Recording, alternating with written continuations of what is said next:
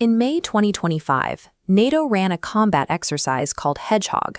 A massive combined force of British and Estonian troops rolled out into the field, equipped with the standard, heavy armor of modern Western defense planning.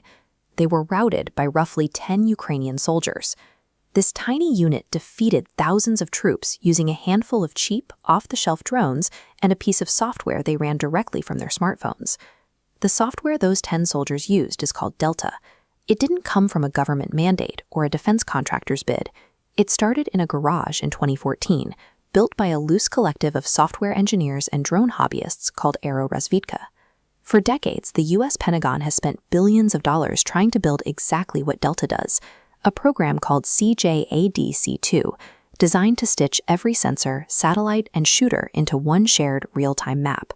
A scrappy volunteer project achieved what a massive institutional apparatus could not. The result reveals a deep flaw in how large organizations attempt to solve hard problems.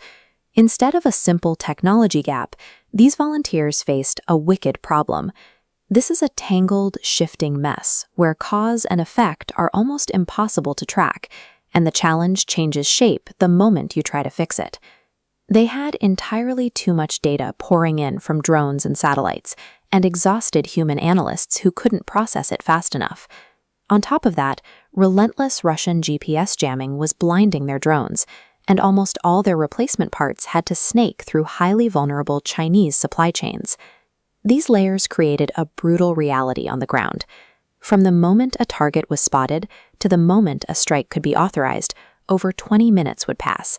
By then, a mobile enemy simply drove away. Breaking that 20-minute cycle required more than buying a better camera or a faster drone. It required completely throwing out the traditional institutional playbook. There is a decision-making model called the Sinofin framework. It draws a very distinct line between two types of difficult challenges. The first type is a complicated problem. Think of a jet engine. It has thousands of parts, but it is knowable and predictable. Experts can take it apart, blueprint it, and determine exactly how it will behave. The strategy here is analyze first, then act.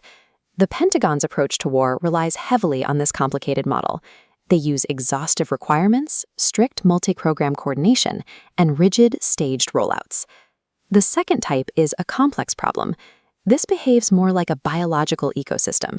It is entirely unpredictable and constantly adapting to whatever you do. In a complex environment, no blueprint survives. The only strategy that works is to probe, sense, and respond. Autonomous warfare against an adapting enemy is a complex problem. By treating it like a knowable, complicated machine, traditional military planners bring the wrong tool to the job. Lacking time, funding, and formal doctrine, Ukraine's developers instinctively built the Delta system to function as a complex, adaptive ecosystem.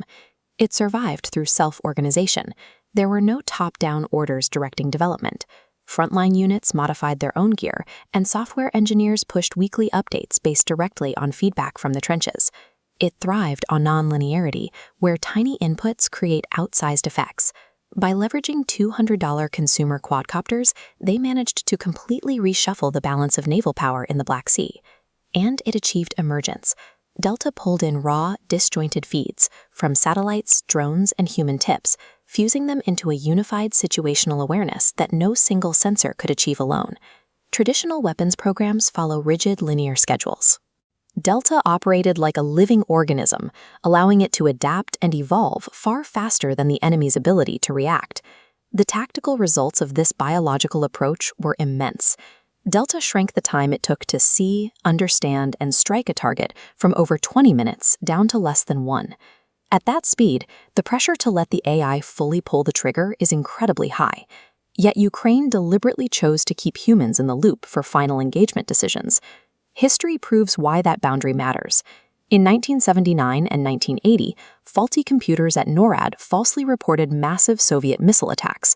Under extreme urgency, human oversight quietly collapses into automation bias, where operators blindly trust the machine. They achieved speed without sacrificing moral oversight by drawing a hard line. Machines handled the pattern recognition, and humans retained the ethical accountability. The conflict demonstrated that million-dollar tactical platforms struggle to compete against sheer industrial mass. At this scale, Millions of $200 drones offer a volume of capability that traditional, high-cost hardware can't easily counter. When millions of batteries and motors depend on global supply chains, domestic production transforms from a logistical detail into a requirement for strategic survival. In the Ukrainian experience, scarcity and the absence of doctrine became the primary drivers of innovation. The immediate pressure of survival forced an intensity of adaptation that institutional comfort often struggles to replicate. It leaves one question for anyone leading a modern institution. Is your organization built to meticulously analyze a complicated world, or is it built to survive and adapt to a complex one?